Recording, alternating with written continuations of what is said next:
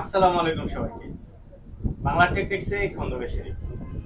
আর নিশ্চয়ই আমার পিছনে সাইনবোর্ডটা দেখে বুঝে গেছেন যে আজকের ভিডিওটা নিয়ে আমরা কথা বলবো এলপিজি নিয়ে। আর এলপিজি হচ্ছে গাড়ির একটা লিকুইড জ্বালানি, যেটা সেম তেলের মতো পারফরমেন্স দিয়ে থাকে। তো এই বিষয়টা আগে অনেকেই জানতো না, তো এখন মোটামুটি সবাই জানে যে এলপিজিতে কিভাবে গাড়ি ড্রাইভ করা যায়, এলপিজি পার লিটারে কত কিলোমিটার রান করা যায়। এলপিজি আসলে পার লিটারে কত কিলোমিটার রান করা যায় এই বিষয়টা যদি খুলে বলি, এই বিষয়ে বলতে গেলে বলতে হবে যে আপনার গাড়ির, ধরেন আপনার গাড়ির তেলে যদি 10 কিলোমিটার যায় প্রতি প্রতি লিটারে, এলপিজিতে 9 কিলোমিটার যাবে। এবার আপনার সিসির উপরেই ডিপেন্ড করবে যে আপনার গাড়ি কত সিসি এবং আপনার তেলে কতটুকু রান করে, সেই হিসাবে কিন্তু এলপিজিতেও রান করে। তো এলপিজির সাশ্রয় এটাই হচ্ছে তেলের থেকে দাম কম। দেন এলপিজির গাড়িতে রিস্ক নাই সিএনজির মতো। সিএনজির গাড়িতে একটা রিস্ক থাকে এবং পিছনে সিএনজি সিলিন্ডারের অনেক বড় একটা লোড থাকে। তো এইসব দিক দিয়ে এলপিজি অবশ্যই ভালো সিএনজির তুলনায়। কিন্তু প্রাইজের কথা যদি বলি, প্রাইজে কিন্তু এলপিজির প্রাইসটা একটু বেশি, বাট তেলের প্রাইসের থেকে কম। তো এটা গেল প্রাইজের দিকে। এবার পারফরমেন্সের কথা যদি চিন্তা করেন, তেলের পারফরমেন্স এবং এলপিজির পারফরমেন্স পাবেন সেম। তো বাংলাদেশে কিন্তু অসংখ্য গাড়ি এলপিজি তে কনভার্সন করতেছে। কিছুদিন আগে এলপিজির দাম বেড়ে গেছিল, আর এলপিজির দামটা কিন্তু সবসময় ভেরি করে, কখনো বাড়ে কখনো কমে। তো কিছুদিন আগে দামটা অনেক বেশি হয়ে গেছিল, তখন অনেকে এলপিজি করা থেকে বিরত ছিল। তো এখন আবার দামটা মোটামুটি একটা প্রাইজের মধ্যে চলে আসছে। তো এখন মোটামুটি অনেকে আবার এলপিজি করতেছে। তো আশা করা যায় যে আগামীতে এলপিজির গাড়ি কিন্তু বেশি হবে বাংলাদেশে। কারণ বিশ্ববাজারে তেলের যে পরিস্থিতি, তেলের দাম কখন বাড়ে কখন কমে, এটা কিন্তু এক্স্যাক্টলি বলা যাচ্ছে না। সো তো সেখান থেকে চিন্তা করা যায় যে আগামীতে এলপিজির গাড়ি কিন্তু বেশি চলবে। আর বর্তমানে যে গাড়িগুলো আসতেছে একদম লেটেস্ট টেকনোলজি, অর্থাৎ এইসব গাড়িতে ইলেকট্রিক অপশন কিন্তু অনেক বেশি। আর ইলেকট্রিক অপশন বেশি হওয়ার কারণে কিন্তু এলপিজি যদি কেউ করে, তো সেটা কিন্তু সব জায়গা থেকে করা উচিত হবে না। কেন উচিত হবে না? কারণ সব জায়গায় কিন্তু দক্ষ টেকনিশিয়ান নাই।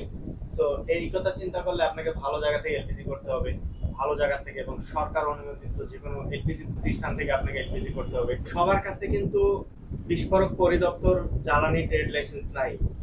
তো এই ট্রেড লাইসেন্সটা কিন্তু গোটা কয়েক কনভার্সন ওয়ার্কশপ পেয়েছে, তো তার মধ্যে একটি এলপিজি তো অবভিয়াসলি আছে। তো বর্তমান লেটেস্ট টেকনোলজির গাড়িগুলো যদি আপনারা এলপিজি তে কনভার্সন করেন, অবশ্যই ভালো জায়গা থেকে করাতে হবে।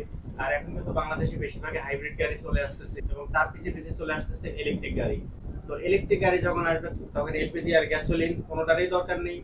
আর বর্তমানে যে হাইব্রিড গাড়িগুলো আসতেছে, আর সেই গাড়িগুলো কিন্তু এলপিজি করা যায়। তো সেজন্যই বলবো যে হাইব্রিড গাড়ি যদি কেউ এলপিজি করতে চান, অবশ্যই ভালো জায়গা এবং সরকার অনুমোদিত ট্রেড লাইসেন্স আছে কিনা এই সমস্ত জায়গা থেকে এলপিজি করবেন। আর এই সমস্ত জায়গা থেকে এলপিজি করতে গেলে অবশ্যই একটু বেশি খরচ হবে। সার্ভিস যেখানে ভালো, খরচ তো অবশ্যই বেশি হবে। তো যাই হোক, আর আজকে যে গাড়িটি এলপিজি কনভার্সন করা দেখাবো সেই গাড়িটা হচ্ছে নিশান ব্লুবার্ড। তো চলুন তাহলে দেখে আসি নিশান ব্লুবার্ড গাড়ি এলপিজি তে কনভার্সন করা। তো ফ্রেন্ড, চলে আসলাম একটি এলপিজির ভিতরে। আর একটি এলপিজির ভিতরে প্রথমে দেখতেছি এখানে নিশান ব্লুবার্ড। নিশান ব্লুবার্ডের পিছনেও আমরা কয়েকটা গাড়ি দেখতেছি। তো যাই হোক, এই হচ্ছে নিশান ব্লুবার্ডটা। আর নিশান ব্লুবার্ডে এলপিজি করার পর এই যে স্পেসটা আমরা দেখতেছি, ব্যাগ স্পেস, ব্যাগ স্পেসটা দেখে কিন্তু মনে হচ্ছে এই গাড়িতে এলপিজি বা সিএনজি কোনো কিছু করা হয়নি। কারণ সিএনজি সিলিন্ডার, এটা যেহেতু টোডিয়াল সিলিন্ডার এমন ভাবে ফিটিং করা হয়েছে, দেখা যাচ্ছে মনে হচ্ছে না যে কোনো কিছু করা আছে সিএনজি বা এলপিজি। তো স্পেসটা কিন্তু পুরোপুরি ফুল স্পেসটাই আছে। তো নিশান ব্লুবার্ড গাড়িগুলোতে যে এত পারফেক্ট করে এলপিজি করা যায়, সেটা আসলে আমি নিজেও আগে বুঝতাম না। তো যাই হোক, এই গাড়িটা দেখার পরে আমার একটা বাস্তব এক্সপিরিয়েন্স হয়েছে। এত সুন্দরভাবে নিশান ব্লুবার্ডে এলপিজি কনভার্সন করা যায় টোডিয়াল সিলিন্ডার দিয়ে। আর আমার সাথে আছে আলামিন ভাই। দেন আলামিন ভাই, এই গাড়িটাতে যে স্পেসটা আমরা দেখতেছি, এখানে সিলিন্ডার ফিটিং করলে আপনার কি কি মনে হচ্ছে? এখানে সিলিন্ডার ফিটিং করলে খুবই ইজিলি এই সিলিন্ডারটা ফিটিং হবে এবং দেখতে খুবই সুন্দর লাগবে। বুঝতেই পারবে না কাস্টমার এখানে এই সিলিন্ডার গাড়িটার কাজ লাগানো তো হয়েছে আপনি কিনা। করতেছেন। যে এই কাজ আমি করতেছি। আচ্ছা, আমরা একটু গাড়ির ইঞ্জিনটা দেখি। চলে আসলাম গাড়ির ইঞ্জিনে। আর অ্যাক্সেসরিজ এর কথা যদি বলি, সবচেয়ে ভালো ব্র্যান্ডের অ্যাক্সেসরিজ দিয়ে কিন্তু এলপিজি করা হচ্ছে লোবাটো ব্র্যান্ড। লোবাটো ব্র্যান্ড এটা কিন্তু একটা ব্র্যান্ড। এই লোবাটো ব্র্যান্ড দিয়ে কিন্তু সব জায়গায় এলপিজি করে না, এবং number one brand. LPG refuelling সিস্টেমটা কিন্তু এইখানে দেওয়া আছে, অর্থাৎ পেট্রোলের ট্যাঙ্কির এখানে। আর এখানে দিলে কিন্তু অনেক স্মার্ট মনে হয়, ব্যাক স্পেসটা খুলতে হয় না রিফিলিং এর জন্য। তো সব মিলিয়ে আমার কাছে খুব পারফেক্ট মনে হচ্ছে এলপিজি কনভার্সন করা এই গাড়িটা।